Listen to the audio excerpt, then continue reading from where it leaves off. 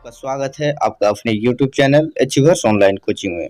दोस्तों आज मैं फिर से आप लोगों के लिए झारखंड जीके का टेस्ट सीरीज लेकर आया हूं। तो दोस्तों वीडियो को अंत तक जरूर देखिएगा। आज हम लोग इस वीडियो में 40 प्रश्न करेंगे। झारखंड जीके का 40 प्रश्न आप लोगों को क्लियर करवाऊंगा। दोस्तों आप वीडियो को अंत तक जरूर देखिएगा और वीडियो अच्छा लगे तो प्लीज़ वीडियो को लाइक कर अपने दोस्तों के बीच शेयर करना ना भूलिएगा। और दोस्तों वीडियो शुरू करने से पहले कहना चाहूँगा कि आपने यदि अभी तक हमारे पुराने वीडियो नहीं देखे हैं तो प्लीज़ उसको एक बार देख लीजिए। जेएसएससी सीजीएल और उत्पाद सिपाही से संबंधित जो नागपुरी का सिलेबस है उसमें से बहुत सारे वीडियो इस यूट्यूब चैनल पे अपलोड कर दिया गया है। दोस्तों सभी वीडियो बिल्कुल फ्री है, आप फ्री में वीडियो देखकर अपनी तैयारी को बेहतर कर सकते हैं। तो दोस्तों चलिए हम लोग ज़्यादा बात ना करते हुए वीडियो को शुरू करते हैं। आज का वीडियो में हम लोग देखेंगे, मैंने पहले वीडियो में आप लोगों को एक प्रश्न पूछा था, आप लोगों ने जवाब नहीं दिया, तो आज मैं इसका जवाब इसमें दे रहा हूं। दोस्तों मैं हर एक वीडियो में एक प्रश्न पूछ रहा हूं लेकिन जवाब बहुत कम ही लोग दे रहे हैं। उम्मीद करता हूं कि आप लोग कम से कम एक प्रश्न का तो जवाब दे सकते हैं। देखिए ये क्विज प्रश्न है जिसको मैंने पूछा था आप लोगों से। झारखंड में national rural employment guarantee act NREGA के लिए पहली लोक अदालत कब लगाई गई थी? ऑप्शन दिया गया था 2000, 2002, 2009, 2015। तो दोस्तों देखिए इसका सही उत्तर होगा वह है ऑप्शन नंबर सी 2009। जी हाँ दोस्तों 2009 होगा इसका सही उत्तर। तो चलिए हम लोग शुरू करते हैं आज का पहला प्रश्न से। आज का पहला प्रश्न है, झारखंड में जनजातीय विद्रोह के प्रारंभ के लिए निम्न में से कौन सा राजनीतिक कारण उत्तरदायी है? बताइए कि झारखंड में जनजातीय विद्रोह के प्रारंभ के लिए निम्न में से कौन सा राजनीतिक कारण उत्तरदायी है? 4 ऑप्शन दिया गया है। देखिए, अंग्रेजों द्वारा आदिवासियों का शोषण, अंग्रेजी कानूनों को आदिवासी क्षेत्रों में जबरन लागू कराया जाना, उपरोक्त दोनों, इनमें से कोई नहीं। तो दोस्तों देखिए इसमें इसका सही उत्तर क्या हो सकता है? तो इसका जो सही उत्तर होगा वो है ऑप्शन नंबर सी उपरोक्त दोनों। जी हाँ दोस्तों, अंग्रेजों द्वारा आदिवासियों का शोषण एक कारण है और दूसरा कारण अंग्रेजी कानूनों को आदिवासी क्षेत्र में जबरन लागू कराया जाना, ये भी एक कारण है। ठीक है, तो ए और बी दोनों हो गया, मतलब कि इस प्रश्न का ऑप्शन के अनुसार देखें तो ऑप्शन नंबर सी उपरोक्त दोनों इसका सही उत्तर होगा। ठीक है, चलिए आगे देखते हैं। दूसरा नंबर का सवाल देखिए, ढाल विद्रोह की अवधि क्या है? बताना है कि इसमें ढाल विद्रोह का अवधि क्या है। 1766 से 1776। दूसरा ऑप्शन है 1767 से 1777 और सी नंबर है 1767 से 1771 और डी है 1766 से 1770। तो दोस्तों इसमें इसका सही उत्तर क्या होगा? चलिए देखते हैं इसका सही उत्तर क्या होगा। इसका जो सही उत्तर होगा ढाल विद्रोह की अवधि देखें तो ऑप्शन नंबर बी 1767 से 1777 इसका सही उत्तर होगा। चलिए आगे देखते हैं। 3 नंबर का सवाल देखिए, ढाल विद्रोह का प्रमुख कारण क्या था? देखिए इसमें उसके कारण पूछा गया है, प्रमुख कारण क्या था। जब आप अच्छे से नहीं पढ़े रहे हैं तो जवाब नहीं दे पाएंगे, इसलिए आप कोई भी बुक पढ़ते हैं तो अच्छे से पढ़ें ताकि कहीं से भी प्रश्न उठा के दे तो आप लोग जवाब दे सकते हैं। देखिए इस प्रश्न का जवाब देखते हैं। ऑप्शन है अंग्रेजों द्वारा सिंहभूम क्षेत्र में किया गया सैन्य आक्रमण, ये ऑप्शन नंबर ए है। बी देखते हैं, अंग्रेजों द्वारा सिंहभूम क्षेत्र की जनता को इस क्षेत्र से बेदखल करना। सी है अंग्रेजों द्वारा सिंहभूम क्षेत्र की दीवानी प्राप्त कर इस क्षेत्र को अपने अधिकार में लेना और डी है उपरोक्त सभी। तो दोस्तों इसका सही उत्तर क्या होगा? तो देखिए इसका जो सही उत्तर देखें तो देख लीजिए, अंग्रेजों द्वारा सिंहभूम क्षेत्र में किया गया सैन्य आक्रमण ये तो नहीं होगा दोस्तों। अंग्रेजों द्वारा सिंहभूम की जनता को क्षेत्र में बेदखल करना ये भी नहीं है। अंग्रेजों द्वारा सिंहभूम क्षेत्र के दीवानी प्राप्त कर इस क्षेत्र को अपने अधिकार में लेना, दोस्तों ये सही होगा, मतलब कि ऑप्शन नंबर सी इसका बिल्कुल सही उत्तर होगा। धाल विद्रोह का मुख्य कारण पूछा गया है। ठीक है, मेन कारण क्या था? अंग्रेजों द्वारा सिंहभूम क्षेत्र के दीवानी प्राप्त कर इस क्षेत्र को अपने अधिकार में लेना, इसका मुख्य कारण था। ठीक है, चलिए आगे देखते हैं। 4 नंबर का सवाल देखिए, बहुत बढ़िया सवाल है। चतरा विद्रोह के किन दो नेताओं ने लोहरदगा के जंगलों में छिपकर अंग्रेजों के विरुद्ध गोरिल्ला युद्ध किया तथा पलामू के विद्रोहियों को विद्रोह के लिए प्रोत्साहित किया?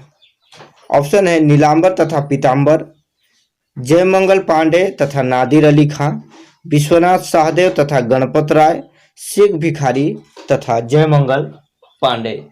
तो दोस्तों इसका सही उत्तर देखते हैं क्या होगा। चतरा विद्रोह का बात किया गया है और गोरिल्ला युद्ध, लोहरदगा के क्षेत्र में छुपकर अंग्रेजों का ये लोग विद्रोह कर रहे थे और विद्रोहियों का ये साथ भी दे रहे थे, उन लोगों को प्रोत्साहित कर रहे थे।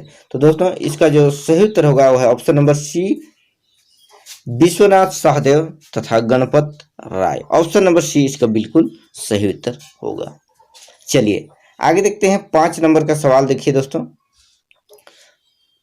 1857 के विद्रोह के दौरान अंग्रेजी सेना को आगे बढ़ने से रोकने हेतु चुटुपाली, दोस्तों यहाँ पालू हो गया है कि चुटुपाली होता है, चुटुपाली घाटी में किसने मार्ग को अवरुद्ध कर दिया था? चलिए इसका ऑप्शन देखते हैं। अर्जुन सिंह, शेख भिखारी, विश्वनाथ सहदेव, जयमंगल पांडे। तो इसका सही उत्तर क्या होगा?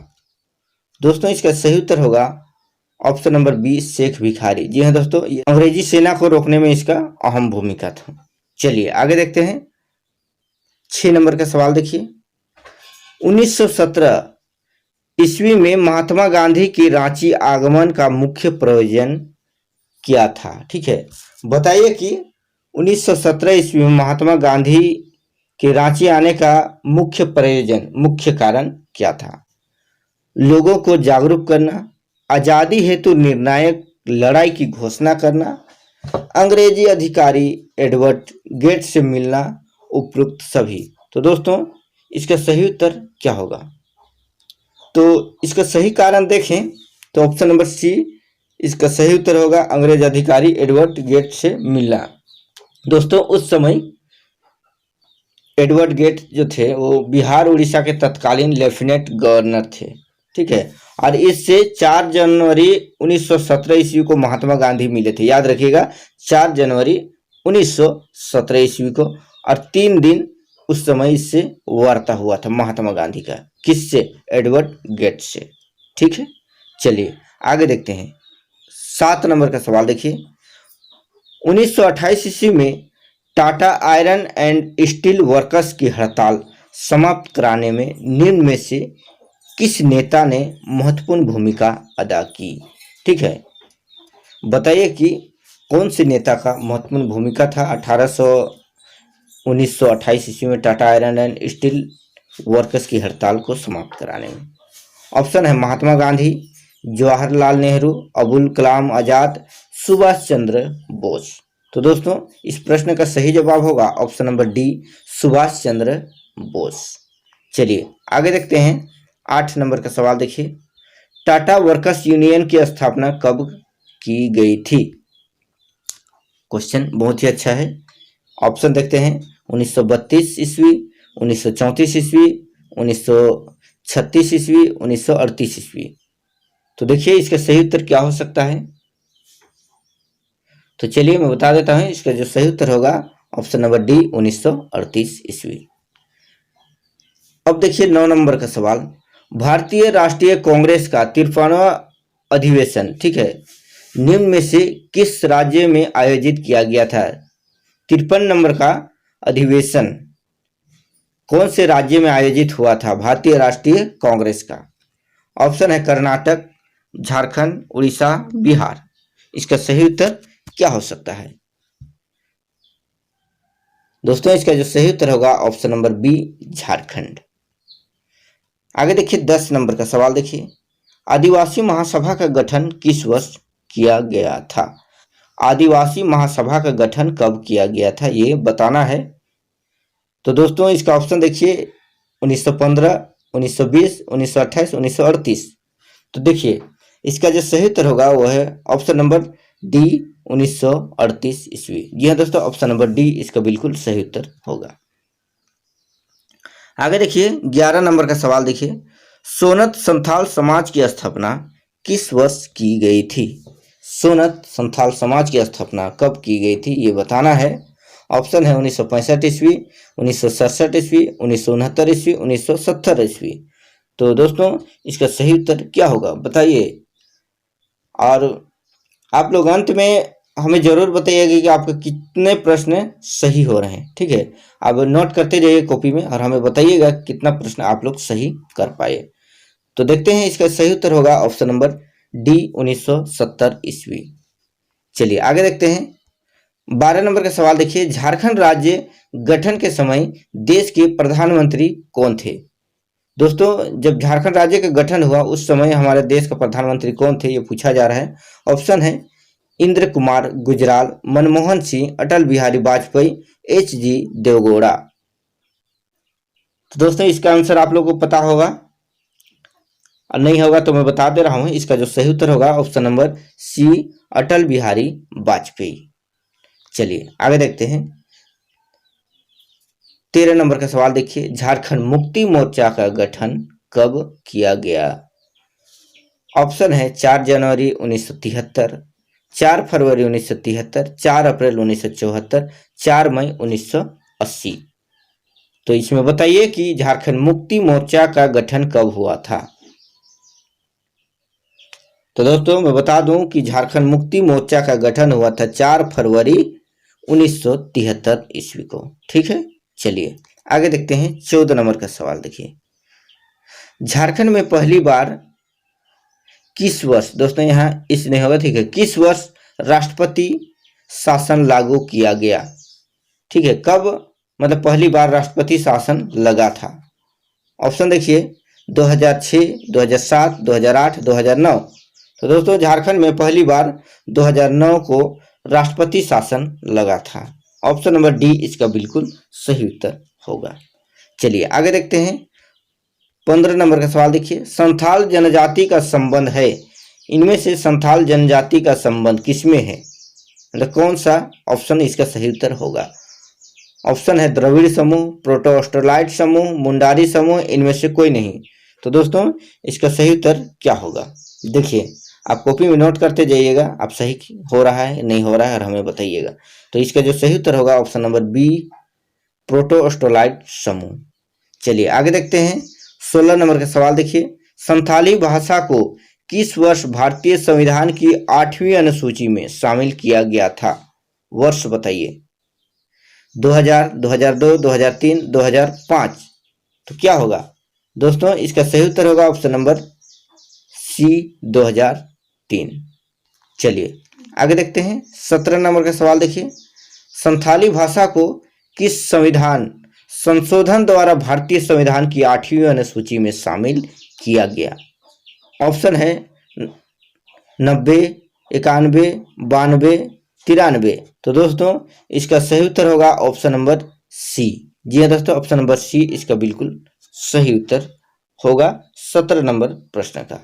चलिए आगे देखते हैं 18 नंबर का सवाल देखिए, उरांव जनजाति के संबंध में इनमें से कौन सा कथन सत्य है? बताइए कि इनमें से कौन सा कथन सत्य होगा। ऑप्शन देखिए, उरांव जनजाति में समगोत्रीय विवाह का निषेध होता है। अगला ऑप्शन है, उरांव जनजाति में सर्वाधिक प्रचलित विवाह आयोजित विवाह है। फिर देखिए, उरांव जनजाति में विधवा विवाह का भी प्रचलन है। ऑप्शन नंबर डी है, उपरोक्त सभी कथन सत्य है। तो दोस्तों इसका सही उत्तर होगा ऑप्शन नंबर डी, सभी कथन सत्य है। जी हाँ दोस्तों, तीनों कथन सही है, इसलिए ऑप्शन नंबर डी इसका बिल्कुल सही उत्तर होगा। चलिए आगे देखते हैं 19 नंबर का सवाल देखिए, उरांव जनजाति के बारे में निम्न में से कौन सा कथन सत्य नहीं है? दोस्तों वहां पर था कि सत्य है वो बताना था, यानी यहाँ पर क्या है, सत्य नहीं है। ध्यान दीजिएगा, अधूरा प्रश्न पढ़ के आप कभी मत जवाब दीजिएगा। इसी तरह से प्रश्न थोड़ा थोड़ा में मिस्टेक हो जाता है। देखिए यहाँ नहीं है, उसको ठीक से नहीं पढ़ते तो नहीं बनता, प्रश्न गलत हो जाता। तो एक बार फिर से प्रश्न देखिए, उरांव जनजाति के बारे में निम्न में से कौन सा कथन सत्य नहीं है? ऑप्शन है, इस जनजाति में एक ही गांव के लड़का लड़की के बीच विवाह नहीं किया जाता है। ठीक है, ये तो प्रश्न गलत है। इस जनजाति में परिवार की संपत्ति पर केवल पुरुषों का अधिकार है, यह भी गलत है। उपरोक्त दोनों कथन सत्य है, उपरोक्त दोनों कथन असत्य है। ठीक है, तो दोस्तों ये कथन गलत होते, उरांव जनजाति के लिए गलत होते हुए भी ये सही है। यहाँ पर क्यों नहीं है पूछा गया है, इसलिए तो ऑप्शन नंबर डी नहीं होगा, मतलब ऑप्शन नंबर सी इसका उत्तर होगा। उपरोक्त दोनों कथन सत्य है। उरांव जनजाति के बारे में जो प्रश्न पूछा गया है नहीं है कह के, उसके लिए सही है, लेकिन उरांव जनजाति के लिए अगर सत्य वाली बात कहा जाए तो वो नहीं होगा। बात समझ रहे हैं ना? तो ऑप्शन नंबर सी इसका बिल्कुल सही उत्तर होगा। ठीक है, चलिए आगे देखते हैं। 20 नंबर का सवाल देखिए, झारखंड में तीसरी सर्वाधिक जनसंख्या वाली जनजाति इनमें से कौन सी है? बताइए कि झारखंड में तीसरी सर्वाधिक जनसंख्या वाली जनजाति कौन है? तो दोस्तों इसका सही उत्तर क्या होगा? तो इसका जो सही उत्तर होगा ऑप्शन नंबर ए मुंडा। जी हाँ दोस्तों, ऑप्शन नंबर ए इसका बिल्कुल सही उत्तर होगा। चलिए आगे देखते हैं। 21 नंबर का सवाल देखिए, मुंडा जनजाति की प्रशासनिक व्यवस्था में खूंट का क्या तात्पर्य है? खेत का एक हिस्सा, परिवार, परिवार का मुखिया, किराए पर ली गई भूमि। तो दोस्तों इसका सही उत्तर क्या हो सकता है? इसका जो सही उत्तर होगा ऑप्शन नंबर बी होगा, परिवार। मुंडा जनजाति की प्रशासनिक व्यवस्था में खूंट का तात्पर्य परिवार होता है। ऑप्शन नंबर बी इसका बिल्कुल सही उत्तर होगा। ठीक है, चलिए आगे बढ़ते हैं। 22 नंबर का प्रश्न देखिए, हो जनजाति में निम्न में से किस विवाह को सर्वश्रेष्ठ माना जाता है? हो जनजाति में कौन सा विवाह को सर्वश्रेष्ठ माना जाता है? ऑप्शन है आदर विवाह, आदि विवाह, औपरतिपी विवाह, राजी खुशी विवाह। तो दोस्तों इसका सही उत्तर क्या होगा? दोस्तों इसका जो सही उत्तर होगा ऑप्शन नंबर बी होगा, आदि विवाह। जी हाँ दोस्तों, ऑप्शन नंबर बी इसका बिल्कुल सही उत्तर होगा। चलिए आगे देखते हैं। 23 नंबर का सवाल देखिए, खरवार जनजाति के बारे में निम्न में से कौन सा कथन असत्य है? इसमें भी असत्य पूछा गया है, बताइए कि इसमें कौन सा कथन असत्य होगा। ऑप्शन है, खेरीझार से आने के कारण इनका नामकरण खेरवार हुआ। ऑप्शन नंबर बी है, पलामू तथा लातेहार जिला में इस जनजाति को 18 हजारी भी कहा जाता है। ऑप्शन नंबर सी है, इस जनजाति का परिवार मातृसत्तात्मक होता है। डी है, इस जनजाति में विवाहगिरी जैसे कोई संस्था नहीं पाई जाती है। बताइए इसका सही उत्तर क्या होगा? मतलब कि खरवार जनजाति के बारे में कौन सा कथन असत्य है इस ऑप्शन में से? तो दोस्तों इसका जो सही उत्तर होगा वो है ऑप्शन नंबर सी। ठीक है, ऑप्शन नंबर सी इसका बिल्कुल सही उत्तर होगा।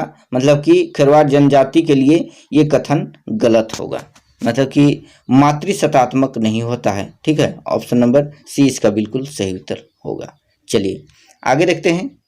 24 नंबर का सवाल देखिए, रिजले के अनुसार माल पहाड़िया जनजाति का संबंध इनमें से किस प्रजातीय समूह से है? ऑप्शन है प्रोटोस्टोलाइट, मंगोलियाड, द्रविड़, निग्रिट। तो बताइए इसमें सही उत्तर क्या होगा? दोस्तों इसका जो सही उत्तर होगा वो है ऑप्शन नंबर सी, द्रविड़। चलिए आगे देखते हैं। 25 नंबर का सवाल देखिए, माल पहाड़िया जनजाति का सर्वाधिक संकेंद्रण झारखंड के इनमें से किस क्षेत्र में है? ऑप्शन है पलामू, कोल्हान, दक्षिणी छोटा नागपुर, संथाल परगना। तो इसका सही उत्तर क्या होगा? दोस्तों इसका जो सही उत्तर होगा वो है option number D, Santhal Pargana. चलिए आगे देखते हैं। 26 नंबर का सवाल देखिए, झारखंड के सदानों के बारे में निम्न में से कौन सा कथन सत्य है?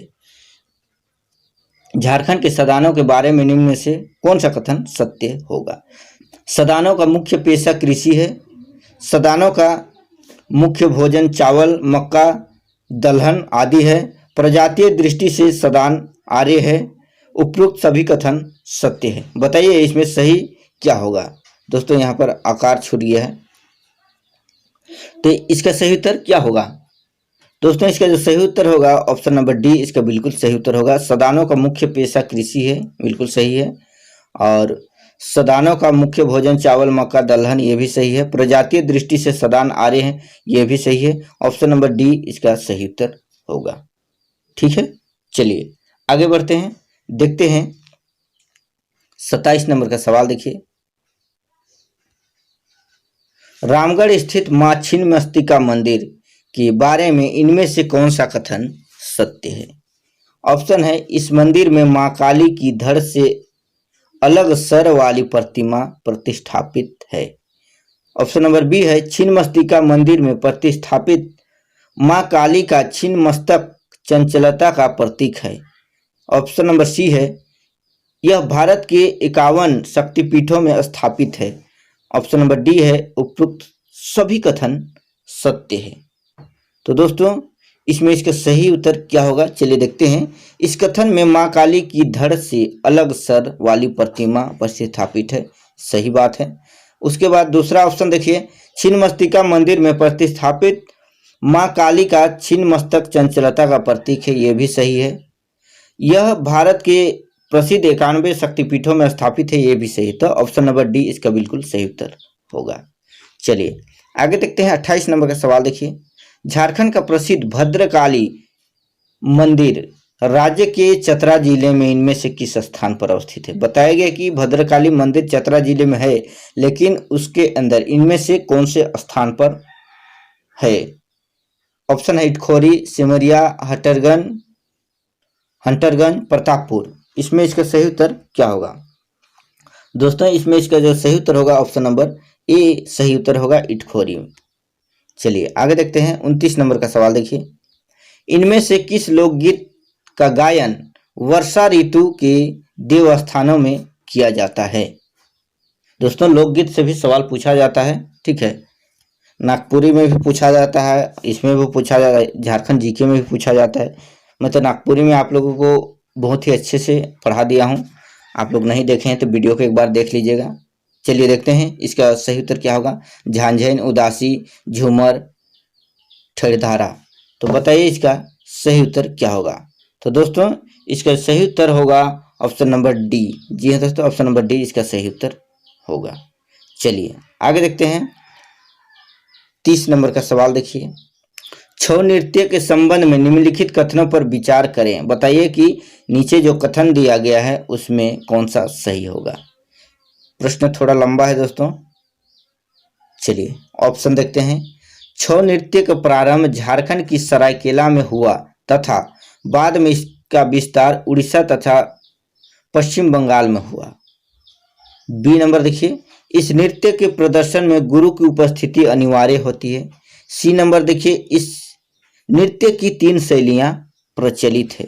और डी में देखिए, इस नृत्य में मुखौटा पहनकर पात्रों द्वारा पौराणिक कथाओं का मंचन किया जाता है। बताइए इसमें से इसका सही उत्तर क्या होगा, कौन कौन सा ऑप्शन इसका सही होगा।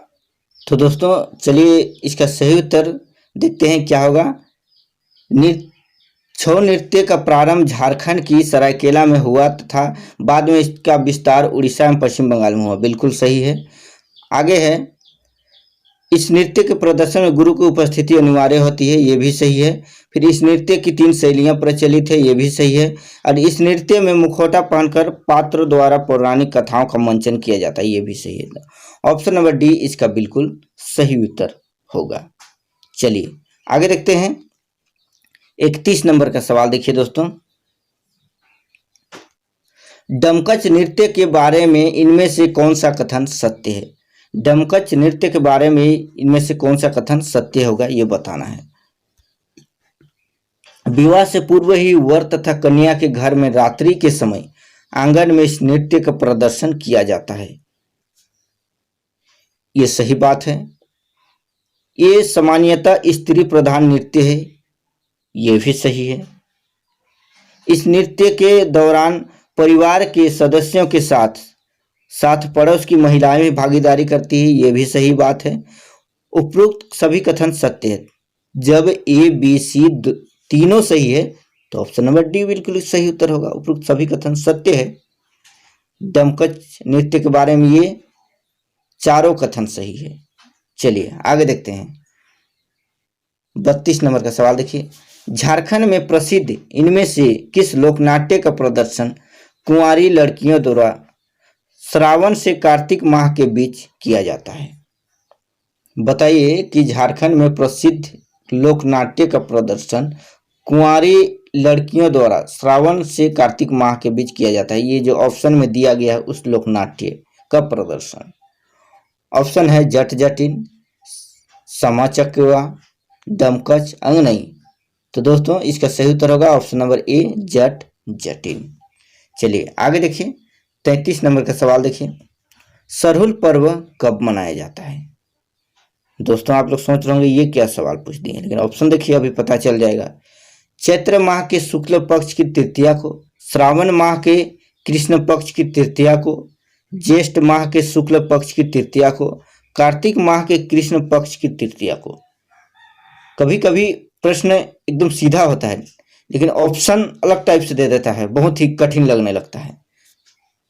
उस सिचुएशन थोड़ा अच्छे से पढ़ना पड़ता है, ठीक है। तो देखिए इसका सही उत्तर क्या होगा? चैत्र माह के शुक्ल पक्ष की तृतीया को। ऑप्शन नंबर ए इसका बिल्कुल सही उत्तर होगा। चलिए आगे देखते हैं। 34 नंबर का सवाल देखिए। फल्गु नदी को इनमें से किस एक अन्य उपनाम से जाना जाता है? ऑप्शन है किकट, हिरण्यवा, अंतसलीला, सुमागधी। बताइए इसका सही उत्तर क्या होगा? दोस्तों इस प्रश्न का सही उत्तर होगा अंतसलीला, फल्गु नदी का उपनाम है। चलिए आगे देखते हैं। 35 नंबर का सवाल देखिए। बेतला राष्ट्रीय उद्यान की स्थापना किस वर्ष की गई? ठीक है, स्थापना कब हुआ था वो बताना है। 1932 ईस्वी, 1974 ईस्वी, 1986 ईस्वी, 1992 ईस्वी। तो दोस्तों इसका सही उत्तर होगा ऑप्शन नंबर सी होगा 1986 ईस्वी। चलिए आगे देखते हैं। 36 नंबर का सवाल देखिए। झारखंड का सबसे बड़ा वन्य जीव अभयारण्य कौन सा है?